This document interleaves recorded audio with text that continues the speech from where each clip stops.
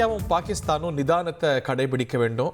இது மேலும் மோதலாக உருவாகக்கூடாது அப்படிங்கிற எண்ணத்தை அக்கறையை ஜப்பான் வெளிப்படுத்தியிருக்கிறது. பல நாடுகள் தங்களுடைய கருத்துக்களை வெளிப்படுத்தி வரக்கூடிய நிலையில் இந்த பிராந்தியத்தில் ரொம்ப முக்கியமான சக்தி, நம்மோடு பல சர்வதேச இந்த பிராந்திய அமைப்புகளில் அங்கம் வகிக்கக்கூடிய ரொம்ப நெருக்கமான தேசமான ஜப்பானுடைய கருத்து முக்கியத்துவம் பெறுகிறது. இது பற்றிய மேலும் விவரங்களோடு ரமேஷ் ஓட்டியூ.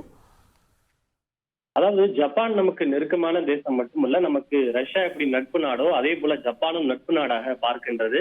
பல நாடுகள் இந்தியாவினுடைய இந்த பயங்கரவாதிகள் மீதான தாக்குதலுக்கு ஆதரவு தெரிவித்து இருந்தாலும் கூட ஜப்பான் இதற்கு கவலை தெரிவித்திருப்பது இந்தியாவின் மீதான அணுகுமுறையில் ஜப்பான் என்ன மாதிரியான நிலைப்பாட்டை எடுக்கிறது என்ற கேள்வி எழுந்திருக்கிறது. இந்த பயங்கரவாதிகள் மீதான தாக்குதல் குறித்து ஜப்பான் விடுத்துள்ள அறிக்கையில் இந்த தாக்குதல் சம்பவம் பழிவாங்கும் நடவடிக்கையை தூண்டி முழு அளவிலான ராணுவ மோதலாக மாறக்கூடும் என்று நாங்கள் ஆழ்ந்த கவலை கொண்டிருக்கிறோம். தெற்காசியாவில் அமைதியை உறுதி செய்யவும் இந்தியாவும் பாகிஸ்தானும் நிதானத்தை கடைபிடித்து பேச்சுவார்த்தை மூலம் நிலைமையை உறுதி செய்ய வேண்டும் என்று நாங்கள் கடுமையாக கேட்டுக்கொள்கிறோம் என ஜப்பான் தெரிவித்திருக்கிறது. கிட்டத்தட்ட சீனாவும் கூட இதே மாதிரியான ஒரு அறிக்கையை தான் சற்று முன்னர் வெளியிட்டிருந்தது. இன்று காலை நடைபெற்ற இந்த நடவடிக்கை குறித்து நாங்கள் ஆழ்ந்த கவலை கொண்டிருக்கிறோம். இந்தியாவும் பாகிஸ்தானும் ஒருவருக்கு ஒருவர் இணை பிரிக்க முடியாத அண்டை நாடுகள்.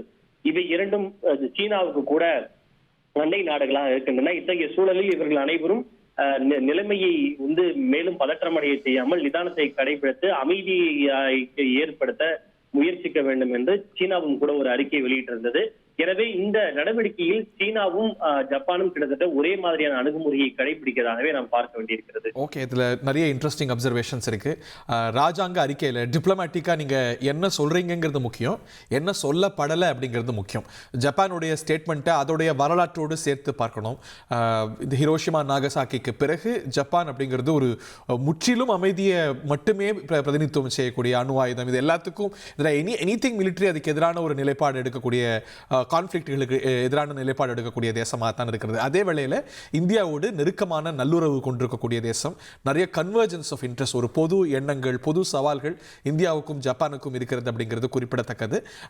இந்த மாதிரியான மோதல் நிலைகளில் ஜப்பான் இது மாதிரியான கருத்துக்களையே வெளிப்படுத்தி வந்திருக்கிறது குறிப்பிடத்தக்கது. ஆனால் கவனிக்கத்தக்க விஷயம் என்னவென்றால் சைனாவுடைய அறிக்கை, ஜப்பானுடைய அறிக்கையும் சைனாவுடைய அறிக்கையும் ஒன்றாக இருக்கிறது என்றால் அதிலேயுமே கூட நமக்கு ராஜாங்க ரீதியாக ஆக்கப்பூர்வமான நல்ல விஷயங்கள் இருக்கின்றன. சைனா இந்தியாவுடைய எதிரியுடைய மொழியை பேசவில்லை, கவனமாக பேசுகிறது, நம்மை பகைத்துக் கொள்ளவில்லை அப்படிங்கிறது அதில் ரொம்ப முக்கியமான செய்தி. நம்ம வெளிப்படையாக ஆதரித்திருக்கக்கூடிய நாடுகளும் கூட உண்டு. இஸ்ரேல் வெளிப்படையாக ஆதரித்திருக்கிறது. இந்தியா இதை செஞ்சது ரொம்ப சரிதான், நாங்கள் இதை புரிஞ்சுக்கிறோம் அப்படின்னு இஸ்ரேல் சொல்லியிருக்கிறது. அதில் பெரிய ஆச்சரியம் இல்லை. அமெரிக்கா போர் பதற்றத்தை குறைக்க சொல்லுது, ஜப்பான் போர் பதற்றத்தை குறைக்க சொல்லுது, சைனா கவனமாக சொல்கிறது. மற்ற உலக சக்திகள் எல்லாமும் கூட இதுவரைக்கும் ரொம்ப கவனமாக நமக்கு இந்த மாதிரியான ஒரு சூழல் 1990களிலேயோ 80களிலேயோ ஏர்லி 2000ஸ்லேயோ வந்திருந்தா இன்னைக்கு இந்நேரம் உலகத்தில் பல நாடுகள் இந்தியாவை கண்டித்து அறிக்கை விட்டுருக்கோம்.